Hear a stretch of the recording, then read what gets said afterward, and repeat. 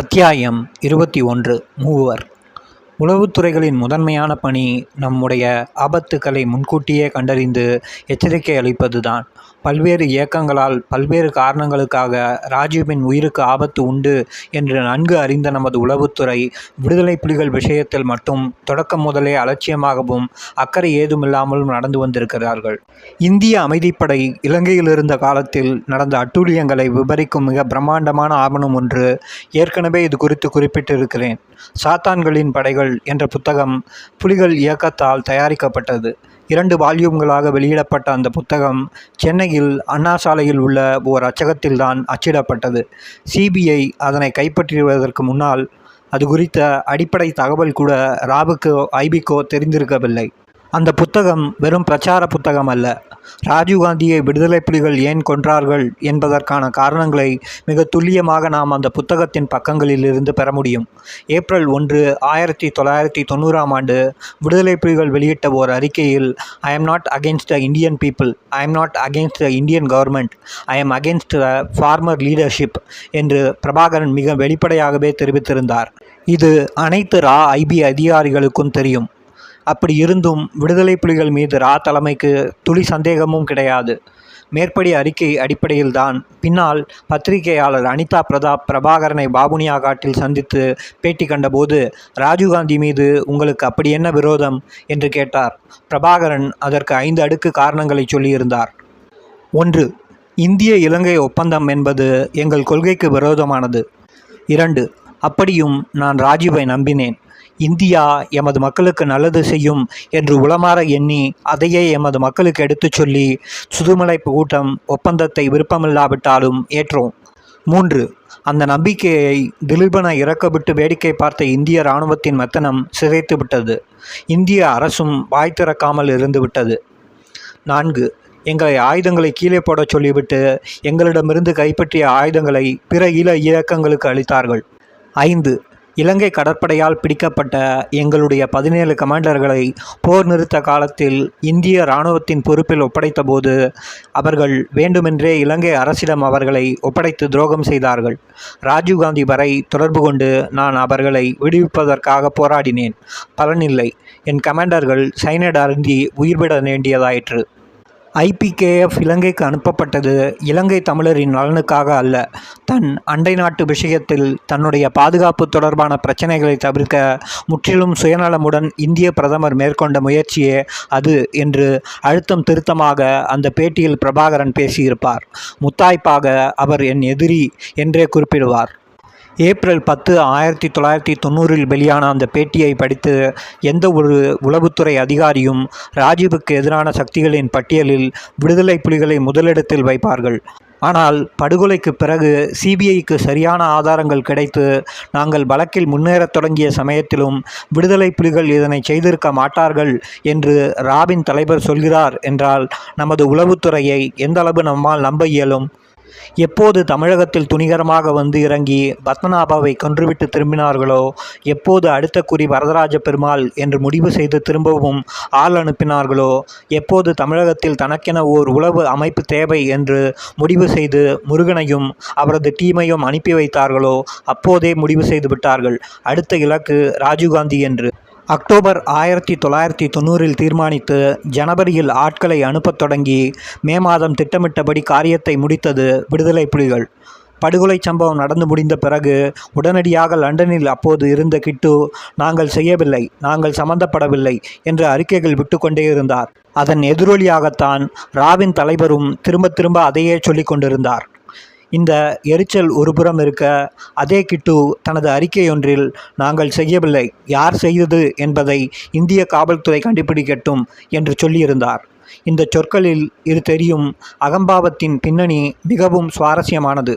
கண்டிப்பாக தாங்கள்தான் செய்தோம் என்பதை கண்டுபிடிக்க முடியாது என்று அவர்கள் நம்பினார்கள்.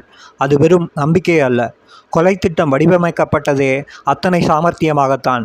மிகுந்த புத்திசாலித்தனத்துடன், சற்றும் பிசகாத கவனத்துடன், எங்கும் பிழைகளோ பிசிறுகளோ இல்லாமல் தான் திட்டம் வரையறுக்கப்பட்டிருந்தது. ஒரு விஷயம் சொன்னால் வியந்து போவீர்கள். விடுதலை புலிகளின் திட்டப்படி மனித வெடிகுண்டாக ஸ்ரீபெரும்புத்தூர் சென்ற தனு என்கிற அந்த ஒரு பெண்ணை தவிர அவர்கள் குழுவில் வேறு யாருமே இறந்திருக்கும் வாய்ப்பே கிடையாது. குறிப்பாக ஹரிபாபு அடிபட்டு செத்துப்போனது மிகவும் தற்செயலான ஒரு நிகழ்வு.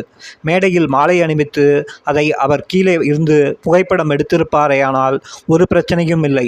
ராஜீவ்காந்தியும் தனுவும் மட்டுமே இறந்திருப்பார்கள். புலிகளின் திட்டப்படி மற்ற அனைவரும் தப்பி அந்த புகைப்பட ஆதாரம் கூட கிடைக்காமல் இன்று வரை சிபிஐ அலைந்து கொண்டிருக்கும்.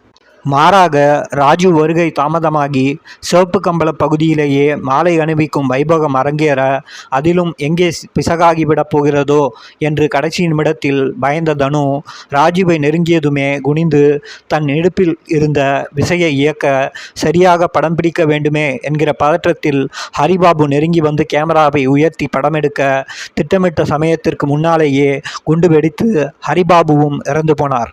திரும்பச் சொல்கிறேன், ஹரிபாபு இறக்க நேரிடும் என்று புலிகள் எதிர்பார்க்கவில்லை. சிபிஐயிடம் வாக்குமூலம் அளித்த நளினி கூட இதனை குறிப்பிட்டிருக்கிறார். ராஜீவ் படுகொலை அளித்த அதிர்ச்சியை காட்டிலும் ஹரிபாபு இறந்த துக்கம் அவர்களுக்கு பெரிதாக இருந்திருக்கிறது. எந்த வகையிலும் அடையாளம் காண முடியாதபடி திட்டத்தை வகுத்திருக்கிறோம் என்கிற பெருமிதம்தான் கிட்டுவின் அறிக்கையில் வெளிப்பட்டிருந்தது. சிபிஐ அந்த சவாலை ஏற்றுக்கொண்டது. இந்திய காவல்துறை முடிந்தால் கண்டுபிடிக்கட்டும் என்று சொன்னார் அல்லவா? அதைத்தான் செய்தோம். சதித்திட்டத்தின் தொடக்க புள்ளியில் இருந்து இறுதி வரை அவர்கள் சென்ற பாதை, சந்தித்த விதம், செய்த காரியங்கள், சந்தித்த இடர்பாடுகள் அனைத்தையும் மீறி சதித்திட்டத்தை எப்படி செய்து முடித்தார்கள், யார் யாரெல்லாம் அதில் சம்பந்தப்பட்டிருந்தார்கள் என்று ஓர் இண்டு இடுக்கு விடாமல் துருவி கண்டுபிடித்து குற்றவாளிகளை சட்டத்தின் முன் நிறுத்தினோம். ஹரிபாபுவின் கேமரா எங்களுக்கு விடுதலை புலிகளை சுட்டி காட்டியது என்றால் நளினி பிடிபட்டு அவர் அளித்த வாக்குமூலங்களின் மூலம் வழக்கின் அனைத்து முடிச்சுகளும் அவற்றை அவிழ்க்கும் சூத்திரங்களும் பிடிபட்டன. என்னை பொறுத்தவரை ராஜீவ்காந்தி கொலை வழக்கு விசாரணை என்பதை வெற்றிகரமாக முடித்து வைத்தவர் நளினிதான். பிறகு முருகன் மற்றும் சின்னசாந்தன் அவர்கள் அளித்த விவரங்கள்தான் இந்த வழக்கின் வேர்களை கண்டறிய எங்களுக்கு மிகவும் உதவி செய்தன. இனி சதித்திட்டம் எவ்வாறு உருவானது என்பதை பார்க்க தொடங்கலாம். அத்தியாயம் முற்று. அத்தியாயம் 22. நளினி என்றொரு பெண். நளினிக்கு அப்போது வயது 27. அவரது தந்தை ஒரு ரிட்டையர்டு சப் இன்ஸ்பெக்டர். ஏதோ பிரச்சனை மனைவியிடமிருந்து பிரிந்து தனியே வாழ்ந்து வந்தார். நளினியின் தாய் பத்மாவுக்கு 3 பிள்ளைகள். மூத்தவள் நளினி தவிர பாக்யநாதன் என்ற மகனும் கல்யாணி என்ற இன்னொரு மகளும் உண்டு. அவர்கள் மயிலாப்பூர் கல்யாணி நர்சிங் ஹோமில் நர்ஸாக பணியாற்றி கொண்டிருந்தார்கள். ராயப்பேட்டை முத்தையா கார்டன் வீதியில் அவர்கள் வசித்து வந்தார்கள். நளினியின் சகோதரன் பாக்யநாதன் 1987-88 ஆண்டு காலகட்டத்தில் சுபாஷ் சுந்தரம் ஸ்டூடியோவில் பணியாற்றி கொண்டிருந்த போது அவருக்கு விடுதலை புலிகளுடனான தொடர்புகளும் நட்பும் ஏற்பட்டது. பிறகு ஸ்டூடியோ பணியில் இருந்து விலகி கொஞ்சம் நாள் ஸ்டேஷ்னரி பொருட்களை வாங்கி விற்கும் வேலையை பார்த்து கொண்டிருந்தார். அதன் பின் பேபி சுப்பிரமணியத்தின் அச்சுக்கூடத்தை பிபிஎல் ஆல்ரவுண்டர்ஸ் என்கிற புதிய பெயரில் எடுத்து நடத்த ஆரம்பித்தார். இந்த காலகட்டத்தில் நளினி தன் குடும்பத்தாரிடமிருந்து பிரிந்து தனியே வில்லிவாக்கத்தில் வீடு எடுத்து வசிக்க ஆரம்பித்திருந்தார். குடும்ப பிரச்சனை என்று பொதுவாக காரணம் சொல்லப்பட்டாலும் நளினியின் தந்தை அடிக்கடி அவரை பணம் கேட்டு தொந்தரவு செய்ததுதான் முக்கிய காரணமாக இருந்ததாக நளினி எங்களிடம் சொல்லியிருக்கிறார். அவர் அப்போது அடையாறில் இருந்த அனபான் சிலிகான் என்னும் நிறுவனத்தில் வேலை பார்த்து கொண்டிருந்தார். மாத சம்பளம் 1700 ரூபாய். ஏப்ரல் 1990 நளினியே தனியே போய்விட்டார். ஆனால் அதற்கு முன்னமே அவருக்கு பாக்யநாதனின் நண்பராக முத்துராஜா அறிமுகமாகியிருந்தார். முத்துராஜா மூலம் அறிமுகமான சங்கரி என்கிற பெண்ணுடன் நுங்கம்பாக்கத்தில் அவர் தங்கியிருந்த பெண்கள் ஹாஸ்டல் ஒன்றில் 10 நாள் தேர்ந்து தங்கியிருந்துவிட்டு பிறகு குடும்ப நண்பரான சகுந்தலா என்பவர் இவர் வில்லிவாக்கத்தில் வசித்து கொண்டிருந்தார். வீட்டில் சில காலம் இருந்துவிட்டு அதன் பிறகுதான் வில்லிவாக்கம் ஹைகோர்ட் காலனியில் வாடகைக்கு வீடு எடுத்து வசிக்கத் தொடங்கினார். கிட்டத்தட்ட 6-7 மாதங்கள் தம் வீட்டாருடன் பெரிதாக தொடர்புகள் இல்லாமல் தனியாக இருந்த நளினியை பார்க்க ஜனவரி 91 முதல் அவரது இளைய சகோதரி கல்யாணி அடிக்கடி வில்லிவாக்கத்துக்கு வர தொடங்கினார். பிப்ரவரி 2ஆம் வாரத்தில் அப்படி ஒரு நாள் நளினியை சந்திக்க அவரது அலுவலகம் வரும்போது தனது தோழி பாரதி என்னும் பெண்ணையும் முருகன் என்ற இன்னொரு நபரையும் கல்யாணி நளினியுடன் வீட்டுக்கு அழைத்து வந்தார்.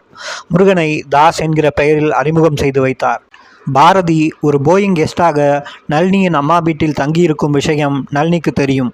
கூடுதல் வருமானத்துக்காக அப்படி ஒரு ஏற்பாடு செய்திருந்தார்கள். கல்யாணி இம்முறை முருகன் தங்கள் வீட்டில்தான் தங்கியிருப்பதாக சொன்னாள். முத்துராஜா மூலம் அறிமுகமானார் என்றும் சொன்னாள். முருகன் எளிமையாக இருந்தார். அடக்கமாக கனிவாக பேசினார். நீங்கள் ஏன் உங்கள் வீட்டுக்கு திரும்பி சென்று வசிக்கக்கூடாது? எந்த வீட்டில் பிரச்சனை இல்லை. அதற்காக பெற்றோரை சகோதரர்களை விட்டுவிட முடியுமா? எல்லா பிரச்சனைகளுக்கும் தீரும். சந்தோஷமாக இருங்கள். முதல் சந்திப்பிலேயே நளினிக்கு அவரது பேச்சு பழகும் விதம் பிடித்து போனது. அன்றைக்கு அவர்கள் 4 பேரும் பாரிஸ் கார்னருக்கு சென்று ஷாப்பிங் செய்தார்கள். சாப்பிட்ட பிறகு வில்லிவாக்கத்தில் உள்ள நளினியின் வீட்டுக்கே வந்து தங்கினார்கள். புதிய அறிமுகம், புதிய நட்பு நன்றாகத்தான் இருந்தது நளினிக்கு. அதன்பின் நளினியின் அடையாறு அலுவலகத்துக்கு முருகன் அடிக்கடி வந்து போகத் தொடங்கினார். ஒவ்வொரு முறை வந்து போகும்போதும் யாராவது ஒரு புதிய நண்பரை நளினிக்கு அறிமுகப்படுத்துவது முருகனின் வழக்கம். அப்படி அறிமுகமானவர்கள்தான் ஹரிபாபு, ராபர்ட் பயஸ், ரமணன் போன்றவர்கள். விஷயம் என்னவென்றால், முருகன் மூலம் அறிமுகப்படுத்தப்பட்ட இந்த புதிய நண்பர்களும் தனித்தனியே தொடர்ந்து நளினியின் அலுவலகத்துக்கு வர ஆரம்பித்தார்கள். ஒவ்வொருவருடனும் நளினிக்கு நட்பு ஏற்பட்டது. நெருக்கமானார்கள். நளினிக்கு மகிழ்ச்சிதான். முருகன் என்கிற நபர் அவரது வாழ்க்கையில் வந்த பிறகுதான் அவருக்கு தன் குடும்பத்தாருடன் இருந்த கோபங்கள் குறைய ஆரம்பித்து பழைய உறவுகள் பலப்படத் தொடங்கியிருந்தன. புதிதாகவும் பல நட்புகள் கிடைத்திருந்தன. அருமையான மனிதர். நளினி முருகனை மனதுக்குள் விரும்பத் தொடங்கினார். ஒரு நாள் நளினி, முருகன், ரமணன், நளினியின் தங்கை கல்யாணி, கல்யாணியின் தோழி பாரதி அனைவரும் கிழக்கு கடற்கரை சாலையில் உள்ள கோல்டன் பீச்சுக்கு இன்பச் சுற்றுலா சென்றார்கள். ரமணன் ஒரு விடுதலை புலி என்னும் விஷயம் நளினிக்கு அப்போது தெரிந்தது. முருகன் ஓர் இலங்கை தமிழர் என்பதும் அவரது நண்பர்கள் அனைவரும் ஹரிபாபு நீங்களாக இலங்கை தமிழர்கள் என்பதும் முன்னமே தெரியும் என்றாலும் இந்த தகவல் நளினிக்கு புதிதாக இருந்தது. விடுதலை புலிகள். ஆர்வமுடன் அவர் புலிகள் இயக்கம் குறித்து விசாரிக்கத் தொடங்கியதும் முருகன் சொன்னார், நானும் ஒரு விடுதலை புலி. அப்படியா? நளினிக்கு வியப்பு பல மடங்கு அதிகரித்தது. ஆம், என்னை எங்கள் உளவு பிரிவின் தலைவர் பொட்டு அம்மான் இந்தியாவுக்கு அனுப்பியிருக்கிறார். இங்கே சிவராசன் என்பவர் எங்களுடைய இந்திய நடவடிக்கைகளுக்கு பொறுப்பானவர். நான் அவர்களுக்கு கீழே பணியாற்றி கொண்டிருக்கிறேன். முருகன் ஒரு விடுதலை புலி என்ற விஷயம் தெரிந்த பிறகுதான் நளினி அவரிடம் தனது காதலை தெரியப்படுத்தியிருக்கிறார். ஆனால் முருகன் மறுத்தார். வேண்டாம், நான் இயக்கத்துக்கு என்னை அர்ப்பணித்தவன். எனக்கென்று தனி வாழ்வு எதுவும் கிடையாது. அதுதான் நளினியின் ஆர்வத்தை தூண்டியது. இயக்கத்தை பற்றியும் அவர்களுடைய செயல்பாடுகள் பற்றியும் அதன் பிறகு ஆர்வமுடன் முருகனிடம் விசாரிக்கத் தொடங்கினார். முருகன் மெல்ல மெல்ல விடுதலை புலிகள் இயக்கத்தின் போராட்டம் குறித்தும் இந்திய அமைதிப்படை இலங்கைக்கு சென்ற நாள் முதல் அங்கே நிகழ்ந்த கொடூரங்கள் குறித்தும் யுத்தம் குறித்தும் நளினிக்கு வகுப்பெடுக்க ஆரம்பித்தார். ஏப்ரல் மாதம் 18ஆம் தேதி 1991 சென்னை மெரினா கடற்கரையில் ஒரு மாபெரும் பொதுக்கூட்டம் நடக்கவிருந்தது. காங்கிரஸ் கட்சி தமிழகத்தில் அதிமுகவுடன் கூட்டணி அறிவித்த பிறகு ராஜீவ்காந்தியும் ஜெயலலிதாவும் இணைந்து அந்த பொதுக்கூட்டத்தில் பேசுவதாக அறிவிக்கப்பட்டிருந்தது. நாம் அந்த கூட்டத்துக்கு போகலாமா என்று முருகன் நளினியிடம் கேட்டார். நளினிக்கு அரசியலில் பெரிய ஆர்வம் கிடையாது என்றாலும் முருகன் அழைத்ததால் மகிழ்ச்சியுடன் ஒப்புக்கொண்டு புறப்பட்டார். இருவரும் ஆட்டோவில் மெரினா கடற்கரைக்கு சென்றார்கள். போகிற வழியில்தான் முருகன் சொன்னார், கூட்டத்துக்கு ஹரிபாபுவும் வருவார். முன்னதாக அதே ஏப்ரல் மாதத்தின் முதல் வாரத்தில் ஒரு நாள் நளினி தனது ராயப்பேட்டை வீட்டுக்கு சென்றிருந்தபோது அங்கே சிவராசனை பார்த்தார். நளினியின் தாய் அவரை அறிமுகப்படுத்தி வைக்க அப்போதுதான் முருகன் இந்தியாவில் எனது பாஸ் என்று சிவராசனை சுட்டிக்காட்டி சொன்னார். இந்நளினிக்கு கொஞ்சம் வியப்பாக இருந்தது.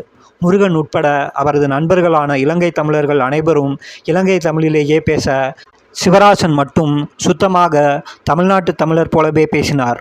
பேச்சை வைத்து அடையாளம் காணவே முடியாது. தான் ஒரு இலங்கை பிரஜை என்று அவராக சொன்னால்தான் தெரியும். அவரது இடது கண்ணுக்கு என்ன ஆனது?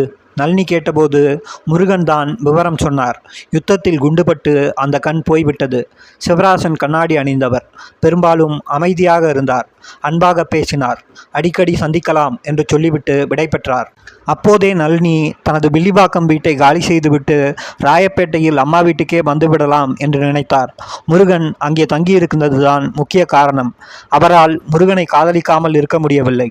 அவர் இயக்கத்துக்காக தன்னை அர்ப்பணித்து கொண்டவர் என்பது தெரிந்த பிறகும்.